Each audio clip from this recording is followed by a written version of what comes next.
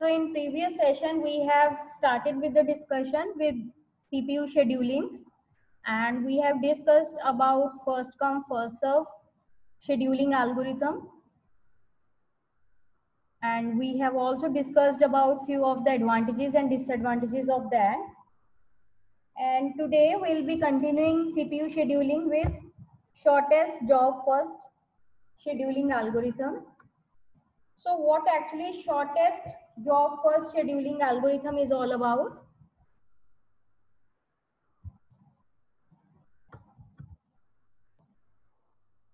Like in a first come first serve basis, the jobs or tasks are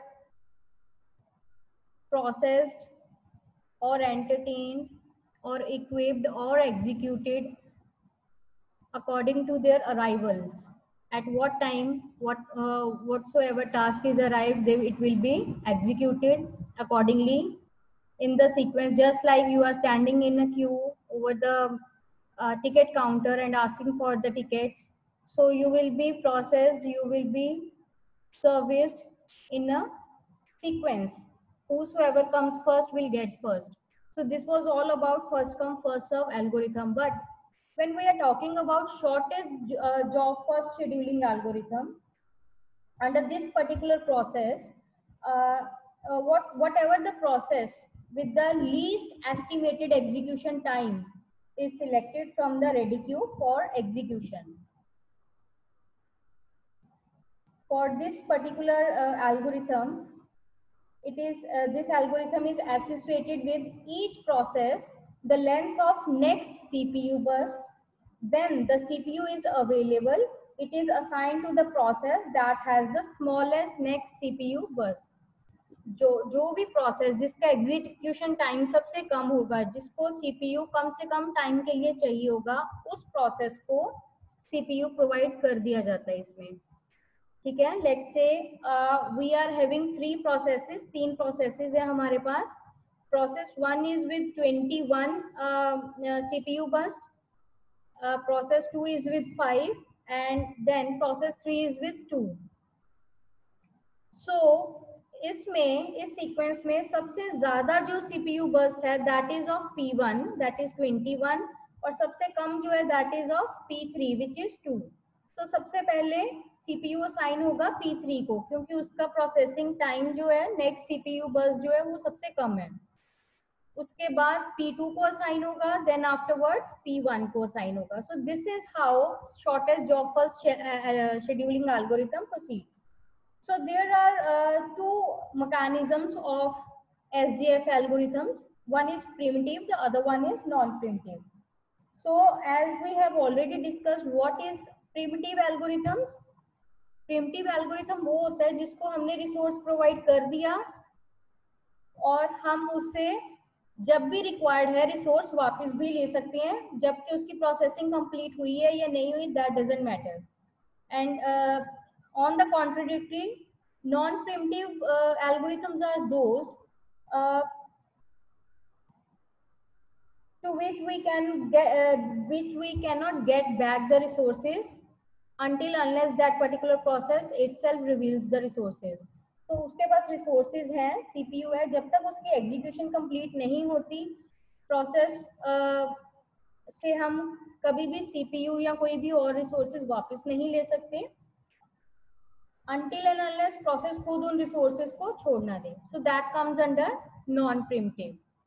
So shortest job first scheduling algorithms दो categories के होते हैं, primitive and non-primitive both. So as I have told you, in primitive non-primitive SJF scheduling, CPU is always assigned to the process with the least CPU burst time, and the process keeps the CPU with it until it terminates. The main advantage of SJF scheduling algorithm under non-primitive category is that it gives minimum average time for given set of processes by moving a short process before a long process. तो जिस भी process की execution time कम है उसको इस Q में आगे रखा जाएगा, जो बड़े प्रोसेसेस है उनको पीछे रखा जाएगा. The waiting time of the short process decreases more than it increases the waiting time of the long processes. But there is also a disadvantage of same. So what lies under disadvantage of non-preemptive SJFs? The disadvantages of this category of SGF scheduling is that it requires precise knowledge of all of like how long a particular job or process will run, and this information is usually not available. We have to know her process का कितना scheduling time है, कितना processing time है, एक particular process को अपने execution complete होने के लिए कितना टाइम चाहिए. सो देर मे बी वेरिएशन, इतनी एक्यूरेट कई बार इंफॉर्मेशन हमारे पास नहीं भी होती है. सो इस केस में ये ड्रॉबैक है. Another drawback that comes under this category of SDF is that the process with high estimated execution time may have to wait for very long. जो बहुत बड़े प्रोसेसेस हैं, लेट्स से अभी हमने एग्जांपल लिया है P1, P2 एंड P3 तीन processes की. एक का CPU बस 21 है, सेकंड का 5 and the third one is with 3. सो इसमें क्या है, अगर हम P1 को लास्ट में रखेंगे, सबसे पहले एग्जीक्यूट करेंगे P3 को, देन P2 को, देन P1 को. सो अगर P1 लास्ट में रहेगा तो हो सकता है इन बिटवीन जब उसकी टर्न आएगी उससे पहले कोई और प्रोसेस आ गया विद लेट्स से P4 ने एंटर कर लिया विद CPU बस 1 और 2, उसकी फिर उससे कम होगी तो CPU उसको मिल जाएगा. सो P1 हमेशा वेट ही करता रहेगा क्यू में. So there may be such scenarios as well which is also a drawback of this situation. So we'll be overcoming it. So how they can be overcome, we'll be discussing this also. And when we are talking about primitive SJFs, what?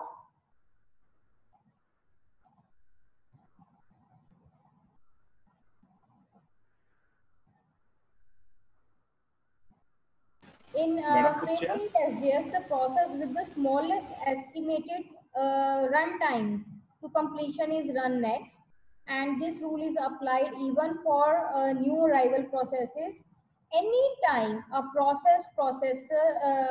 new process enters to the pool of processes, uh, they will be rescheduled, and the scheduler compares the expected value for its remaining processing time with that of the processes currently running.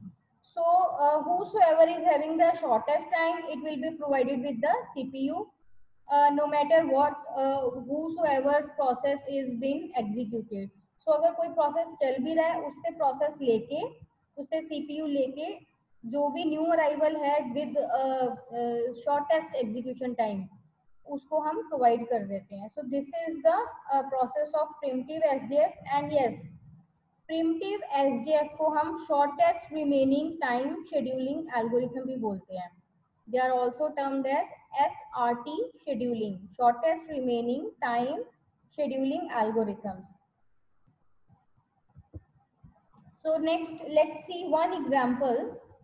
There is example of non-preemptive SJFs.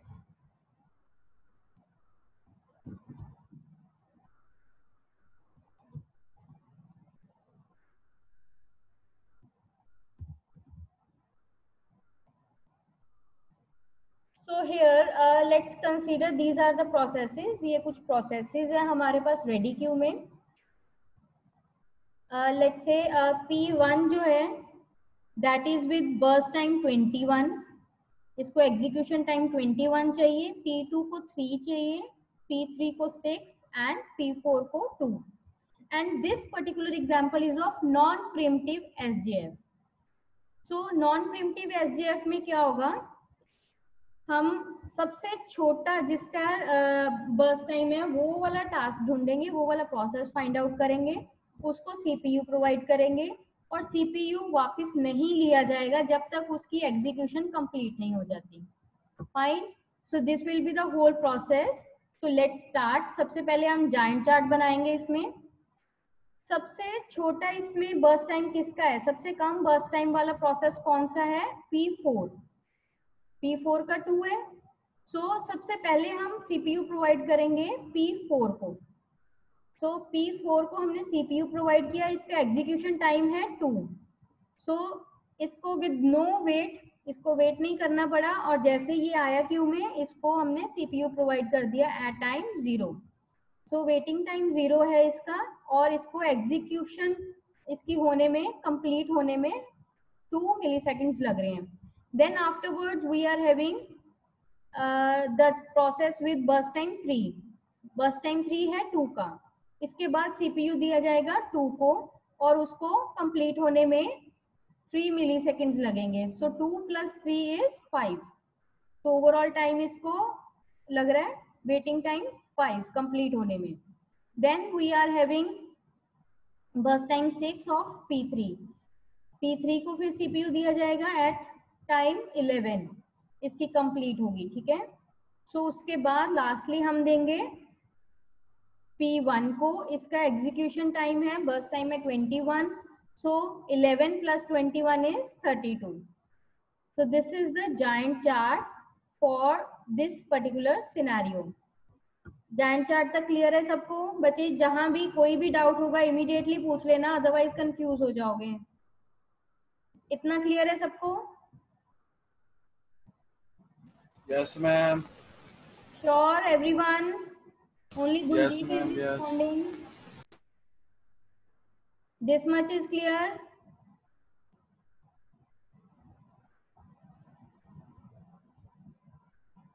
So let's move ahead.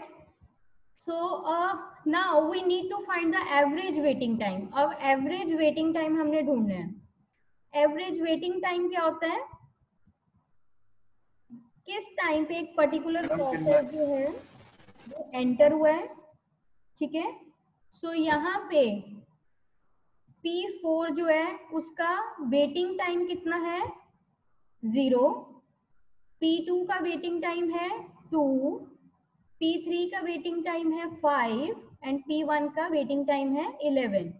So we will sum up all divided by 4, क्योंकि हमारे पास 4 processes हैं. So average waiting time will comes to 4.5 millisecond. So this is the average waiting time. On the average सारे processes को इतना wait करना पड़ सकता है. ठीक है. Then anyone just let me know what is the waiting time of P3. P3 का waiting time क्या है? 5 seconds. 5 seconds. And what is the waiting time of P4? 0 seconds, ma'am. All right, great.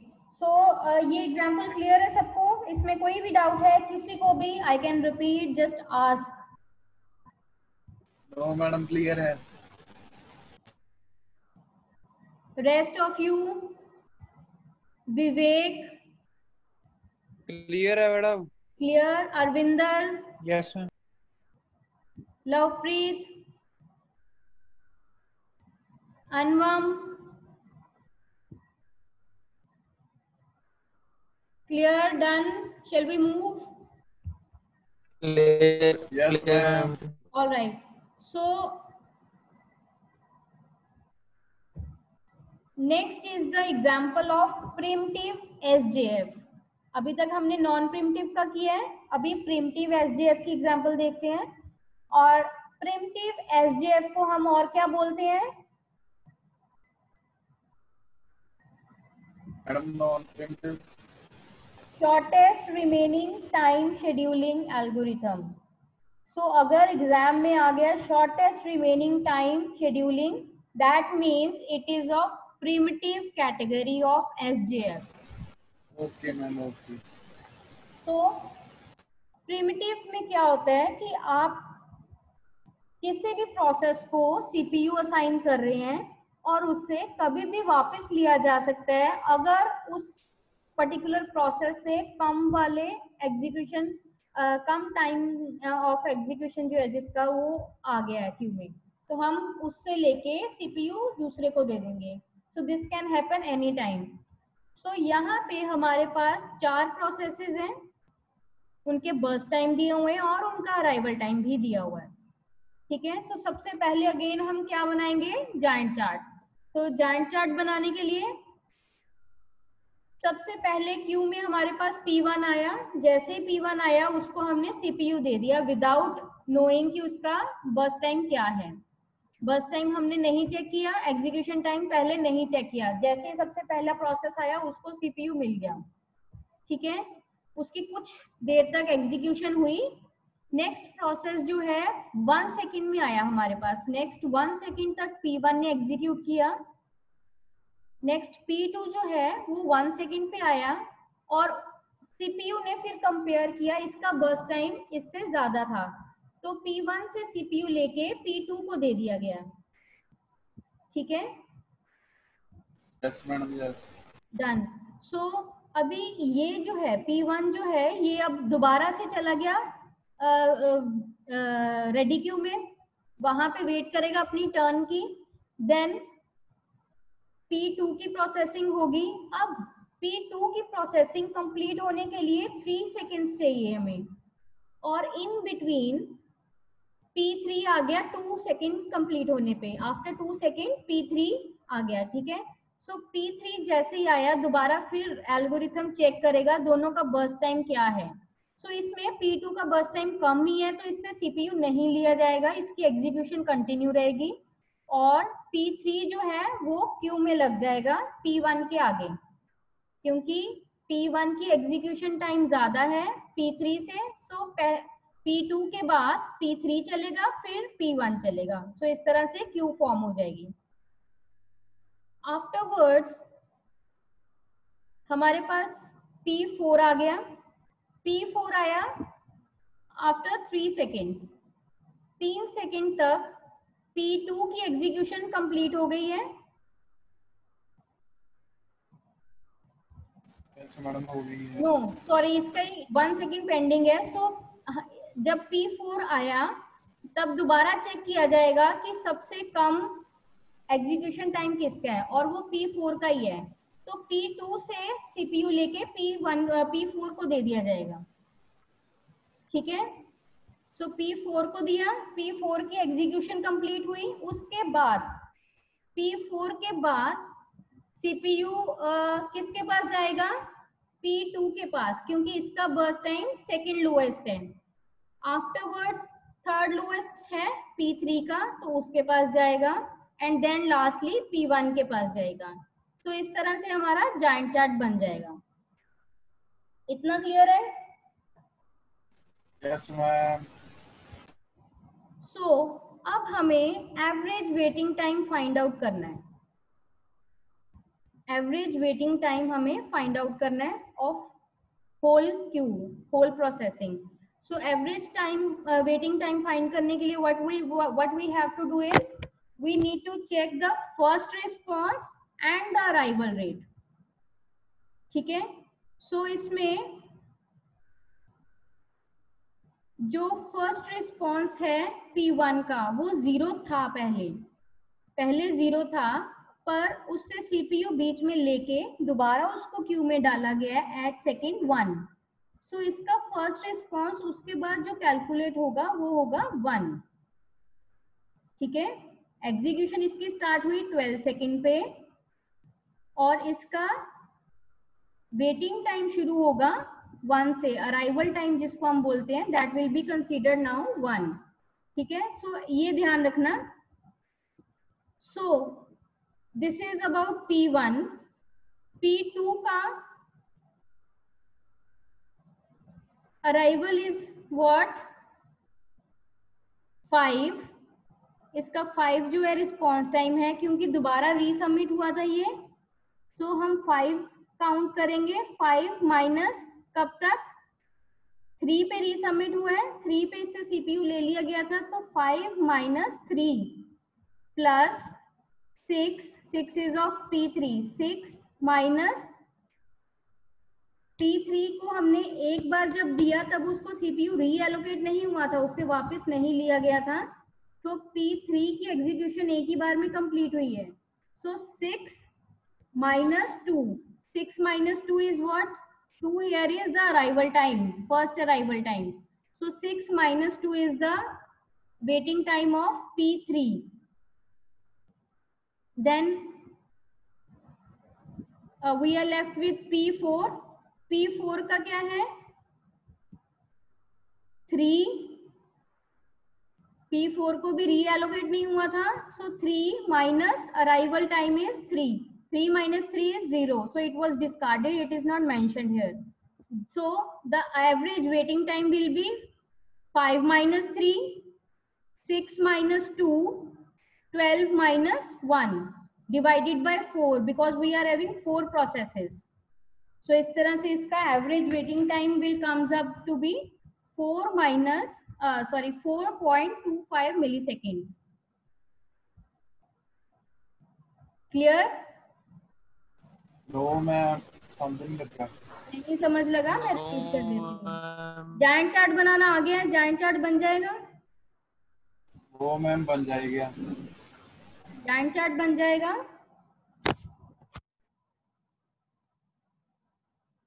Giant chart में बन जाएगा। ठीक है।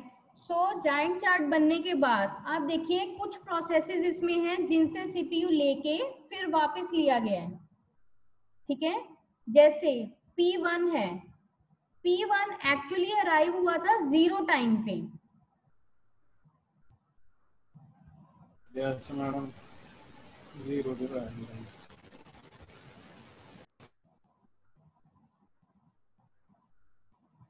ये देखिए जो P1 है, ये प्रोसेस जो है ये 0 टाइम पे अराइव हुआ था आपका। ठीक है, 1 सेकंड के लिए चला है और उससे सीपीयू वापस ले लिया गया।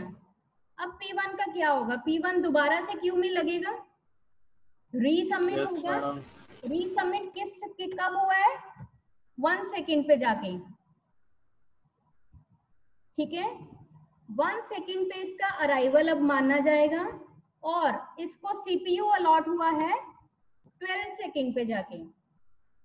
ठीक है, सो अब जब इसका वेटिंग टाइम हमने निकालना है, that will comes to be 12 minus 1।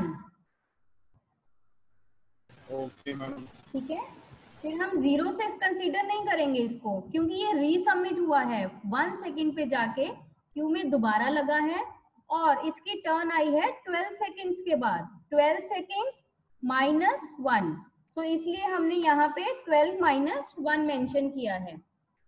ठीक है, yes madam.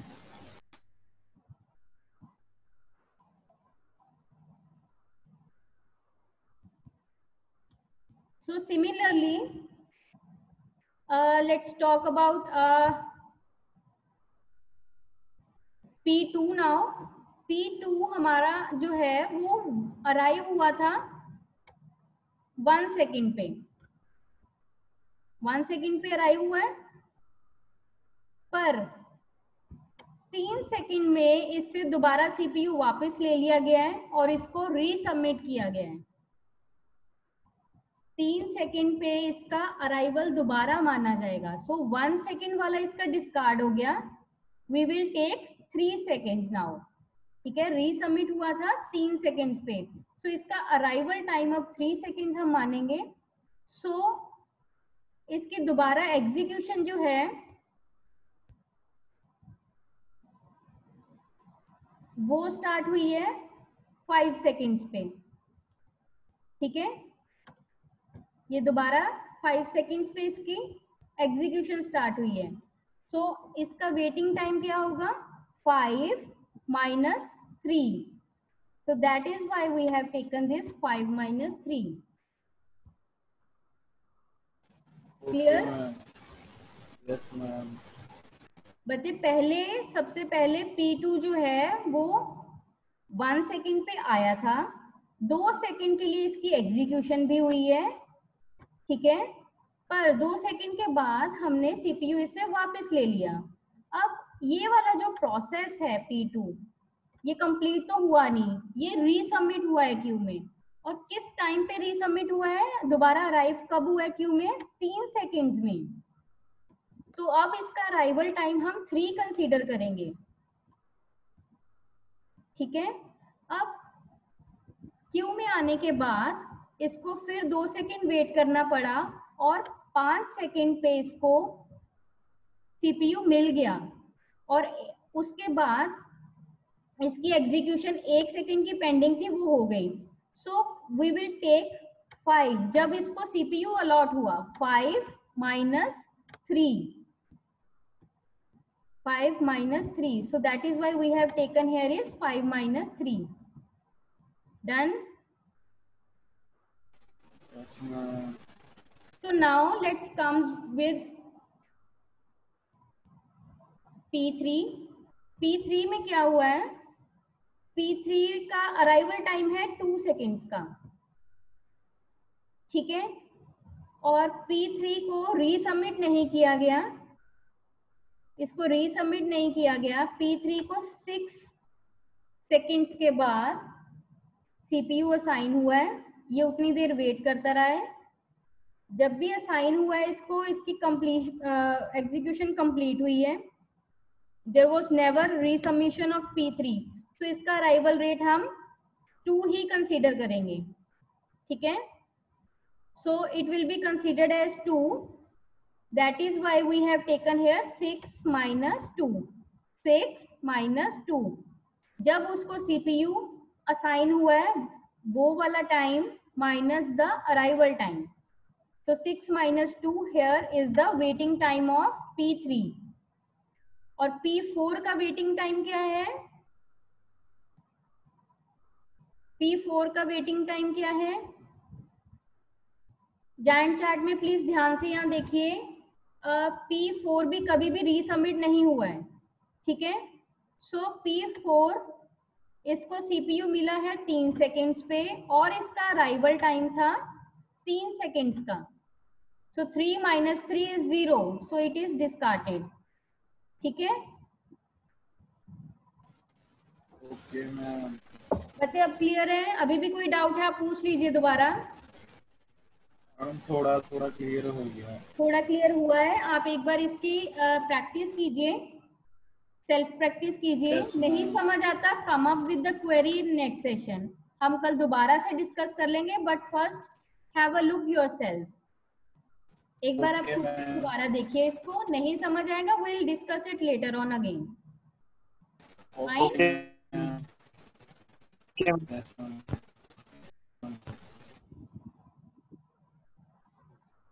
So this is how we can calculate the average waiting time of primitive and non-primitive algorithms.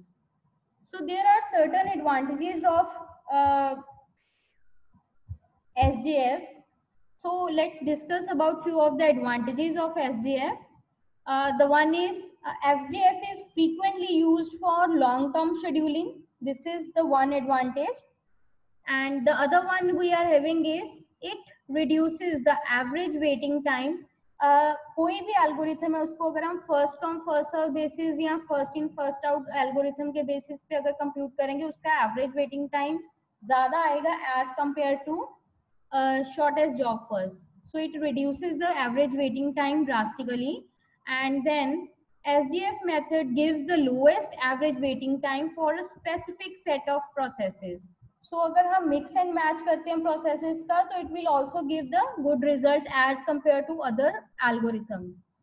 It is appropriate for the jobs running in batches where runtimes are known in advance. So we have the batch processing as well. हम batches बना देते हैं task के. So उन scenarios में batch processing में it works really well. For the batch system of long-term scheduling, a burst time estimate can be obtained from the job descriptions.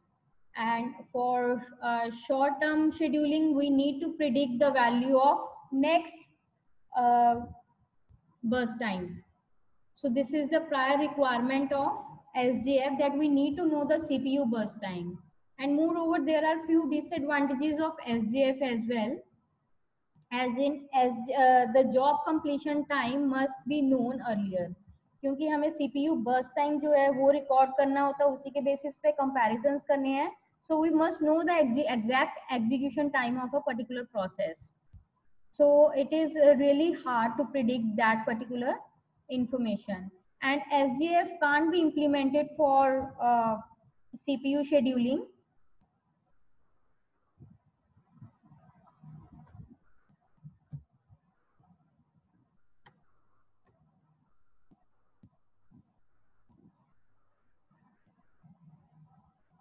for the short term processes basically. So it is because there is no specific method to predict the upcoming CPU burst. अब जो next process आएगा उसका CPU burst क्या होगा, उसका कोई mechanism नहीं है फाइंड आउट करने का. So this goes with the huge disadvantage for SGF, and this algorithm may cause very long turnaround times. Turnaround time क्या होता है कि अगर जैसे एक पर्टिकुलर प्रोसेस है, उससे सीपीयू ले लिया गया है, किसी और प्रोसेस को दिया गया है, तो वापस उसके पास कब आएगा उसका कोई पर्टिकुलर टाइम नहीं है. हो सकता है उस प्रोसेस को दोबारा सीपीयू लेने के लिए बहुत ज्यादा वेट करना पड़े, क्योंकि छोटे एग्जीक्यूशन टाइम के प्रोसेसेस बीच में अगर आते जाएंगे तो सीपीयू उनको मिलता जाएगा. तो this particular situation is also known as starvation. इसको हम स्टारवेशन भी बोलते हैं. जिनका सीपीयू बर्स्ट बड़ा है, जिनको एग्जीक्यूशन टाइम ज्यादा चाहिए है, वो हमेशा वेट ही करते रह जाएंगे, क्यों में उनको हो सकता है कि सीपीयू मिले ही ना या बहुत टाइम के बाद मिले. सो इस पर्टिकुलर सिचुएशन को रिजॉल्व करने के लिए, इस पर्टिकुलर सिनेरियो को सॉर्ट आउट करने के लिए we have a process of aging. हम एजिंग से इसको सॉल्व कर सकते हैं, द प्रॉब्लम ऑफ स्टारवेशन. कैसे? Aging is a process basically जिसमें कि एक पर्टिकुलर प्रोसेस का टाइम फ्रेम होता है कि इतने टाइम तक ही वेट करेगा, उसके बाद उसको हाई प्रायोरिटी पे किया जाएगा और उसको सीपीयू या रिसोर्सेज प्रोवाइड किए जाएंगे. या एजिंग में एक पर्टिकुलर प्रोसेस क्यू में सिर्फ एक पर्टिकुलर टाइम स्लॉट तक ही वेट करेगा, उसके बाद उसको डिस्कार्ड कर दिया जाएगा, हम उसको एग्जीक्यूट ही नहीं करेंगे, वो दोबारा से रीसबमिट होगा एंड रीइवैल्यूएट होगा. So aging is a process, aging is a solution to starvation. And next is, it is hard to know the length of upcoming CPU request. That is quite obvious, which is very tough to calculate.